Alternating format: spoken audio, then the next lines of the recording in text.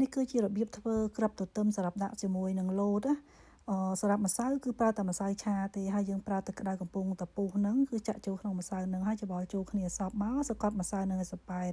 ហើយយើងកាត់ជា2ឬ3ចំណែកតាមយើងចូលចិត្តអញ្ចឹងណា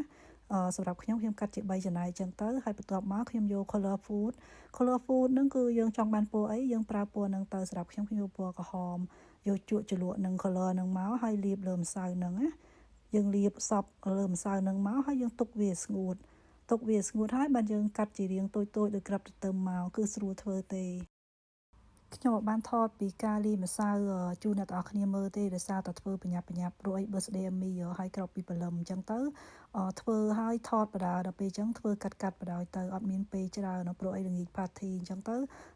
ធ្វើលោតស្វិតរៀងច្រើនដែរហើយណាមួយត្រូវធ្វើម្ហូបផ្សេងទៀតអញ្ចឹងហើយក៏ធ្វើស្រូតអញ្ចឹងណាហើយក្របទទឹមនេះពេលកាត់ហើយកុំភ្លេចលាយម្សៅឆាដើម្បីឲ្យវាកុំឲ្យស្អិតជាប់គ្នា